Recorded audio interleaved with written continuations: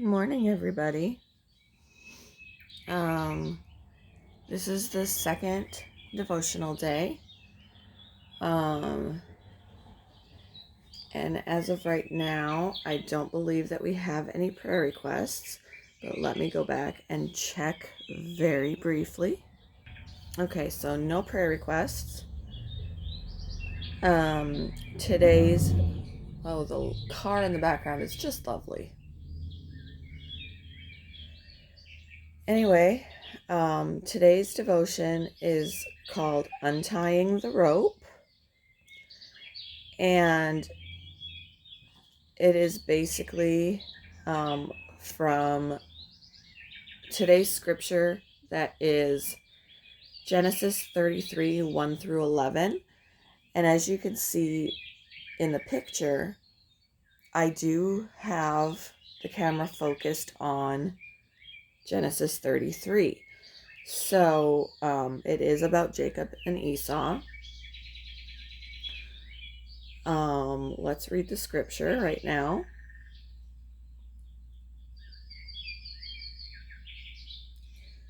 All right, and I am going to read it from the New Living Translation.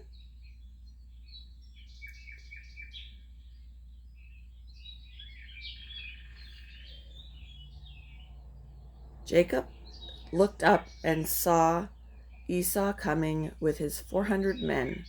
So he divided the children among Leah, Rachel, and his 2 servant wives.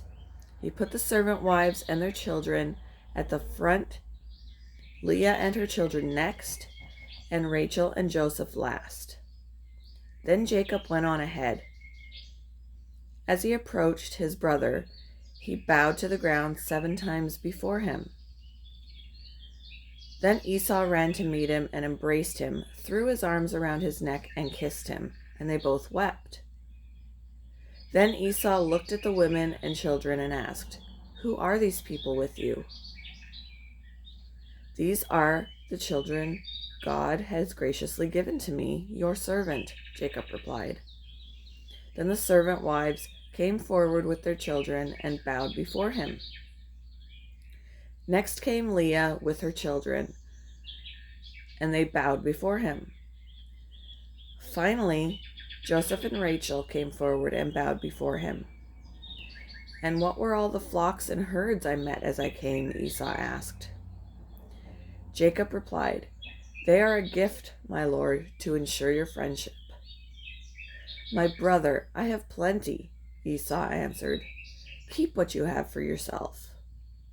But Jacob insisted, "No, if I have found favor with you, please accept this gift from me. And what a relief to see your friendly smile. It is like seeing the face of God. Please take this gift I have brought you, for God has been very gracious to me. I have more than enough." And because Jacob insisted, Esau finally accepted the gift.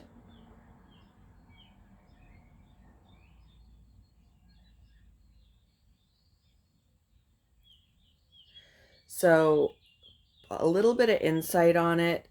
This is insight by Arthur Jackson.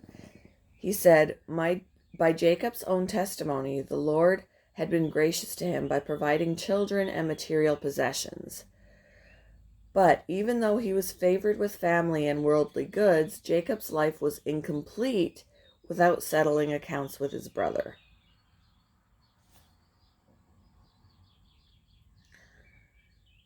All right, so the story that goes along with this is one Christian organization's mission is to promote the healing nature of forgiveness. One of their activities involves a skit in which a person who has been wronged is strapped back to back with a rope to the wrongdoer. Only the one sinned against can untie the rope.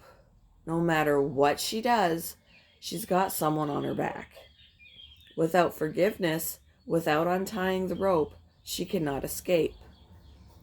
Offering forgiveness to someone who comes to us in sorrow for their wrongdoing begins the process of releasing us and them from the bitterness and pain that can cling to us over wrongs we have suffered. In Genesis, we see two brothers separated for 20 years after Jacob stole Esau's birthright. After this long time, God told Jacob to return to his homeland. He obeyed, but nervously, sending ahead to Esau gifts of herds of animals. When the brothers met, Jacob bowed at Esau's feet 7 times in humility. Imagine his surprise when Esau ran and embraced him, both of them weeping over their reconciliation. No longer was Jacob held by the sin he committed against his brother. Do you feel imprisoned by unforgiveness, saddled with anger, fear, or shame? Know that God, through his Son and Spirit, can release you when you seek his help. He will enable you to begin the process of untying any ropes and setting you free.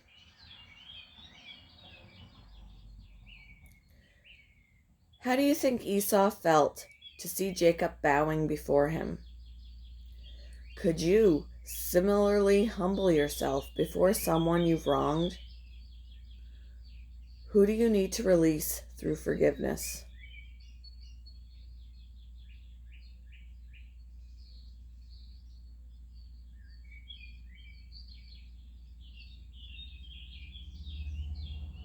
All right.